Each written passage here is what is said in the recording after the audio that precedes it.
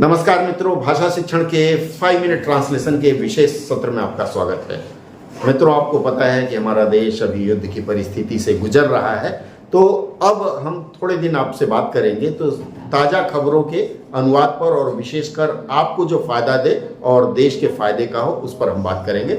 आज का यह जो समाचार है हमने news-on-air.gov.in अर्थात आकाशवाणी का यह जो मीडिया चैनल है उससे लिया है। आइए पहले पढ़ते हैं यह वाक्य क्या है। देखिए, अगर आप पढ़ना शुरू करें तो यहां से शुरू करते हैं।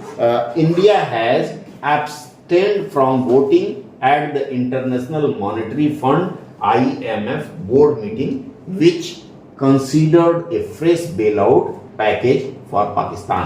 The IMF took note of the Indian statement and is देखिए यहाँ abstain लिखा हुआ है, ध्यान दीजिएगा, और यहाँ abstention लिखा हुआ है। ये जो abstain जो शब्द है, abstain का मतलब होता है परहेज करना या दूर रहना। abstain ये वर्ब के रूप में प्रयोग हुआ है और ये abstention बता सकते हैं किस रूप में प्रयोग हुआ है? अंग्रेजी का कौन सा रूप, इंग्लिश ग्रामर का कौन सा रूप है? abstention। यस, ये नाउन है। नाउन है, इसका मतलब आप देखिए वर्ब में TION लगा करके या ION लगा करके नाउन बनाया जाता है। और आप लोगों ने हिंदी व्याकरण में भी सीखा है कि कैसे हम लोग क्रिया में क्या लगाते हैं तो वह क्रियार्थक संज्ञा बन जाता है।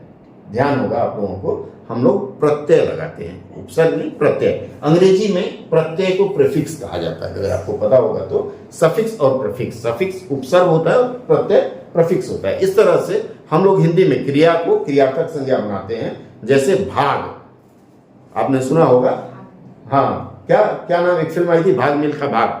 तो भाग जो प्रयोग किया गया है वहां वह भाग क्रिया रूप में है, लेकिन भाग में हम ना लगा देते हैं तो भागना हो जाता है। इसी तरह एब्सटेंशन का मतलब यह हो गया परहेज करना या दूर रहना। चलिए अब हम व्याकरण हमने देखा, अब अनुवाद करते हैं।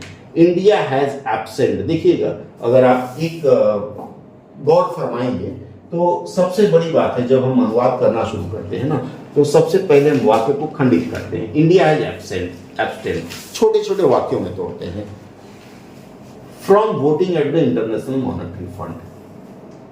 अब ये दो खंड में अगर आप बांट लेते हैं तो इसका अनुवाद करना आसान हो जाएगा। इंडिया हैज एब्सटेंड, सजाना बाद में सिखाता हूं। भारत दूर रहा,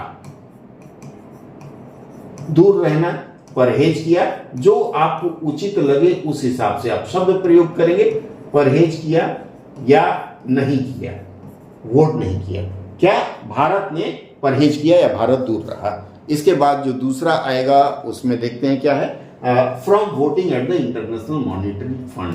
इंटरनेशनल मॉनेटरी फंड चूंकि वैश्विक संस्था है तो इसकी हिंदी आपको नहीं मिलेगी, क्योंकि उस संस्थान ने अपना नाम हिंदी में नहीं रखा है, तो आपको इसको इसी रूप में लिखना है। तो इसका लिप्यंतरण कर लेंगे, इंटरनेशनल।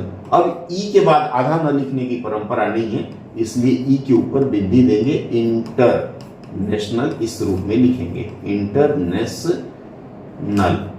इंटरनेशनल आप इस रूप में लिखेंगे। इंटरनेशनल मॉनिटरी, अब मो है ना तो मो में ओ की मात्रा नहीं लिखेंगे, ये मा होता है, अर्धचंद्र होता है। मॉनिटरी फंड, अब इसको फंड है ना? तो voting at the international, voting का मतलब होता है मतदान। इंटरनेशनल मॉनेटरी फंड में एट का मतलब यहाँ पर होता है, लेकिन यहाँ हिंदी में हम प्रयोग करेंगे। तो कल के मैं क्लास में रात में आप लोगों को बता रहा था कि अलग अलग प्रीपोजिशन का हम हिंदी में कैसे अनुवाद करें। जिन्होंने मिस किया है वो मेंबरशिप वाले वीडियोस में जाकर के देख सकते हैं यूट्यूब में। तो मैं आपको बता रहा था कि यहाँ एट का मतलब में होगा। तो क्या हुआ, इंटरनेशनल मॉनेटरी फंड की वोटिंग मतलब के मतदान में, के मतदान, ये हो गया मतदान। वोट को मतदान कहते हैं, वोट को मत कहते हैं, वोटिंग को मतदान कहते हैं। वोट जो है नाउन है, अगर आप देखेंगे इसमें वोट जो शब्द है VOTE यह नाउन है। अगेन VOTING हमने कर दिया तो ये वर्ब हो गया यहाँ, बिकॉज वोटिंग एक क्रिया के रूप में लिया गया है। चलिए हम आगे बात करते हैं। तो फिर मैं बता रहा था कि भारत ने इंटरनेशनल मॉनेटरी फंड में मतदान से परहेज किया। इसको दूसरे रूप में लिखना है तो भारत ने इंटरनेशनल मॉनेटरी फंड में मतदान नहीं किया। क्या क्यों नहीं किया? IMF बोर्ड मीटिंग, ये इंटरनेशनल मॉनेटरी फंड का क्या है? IMF बोर्ड मीटिंग, अर्थात IMF के बोर्ड की बैठक में भारत ने मतदान नहीं किया, इसको या मतदान से परहेज किया। यहां तक आपने सजा लिया। अब इसके बाद कहते हैं क्यों? Which considered fresh bailout. Bailout का मतलब होता है राहत, चाहे तो नोट कर सकते हैं इसको। पैकेज का मतलब क्या होता है?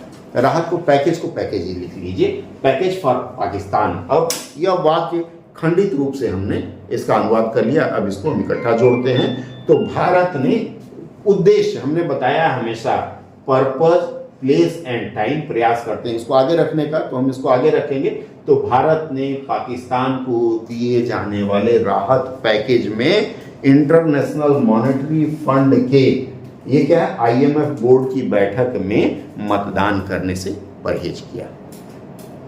आशा है चीजें आपको स्पष्ट हो पाई होंगी। स्पष्ट नहीं हुई हो तो फिर से ये संदेश बॉक्स में आप संदेश करिए।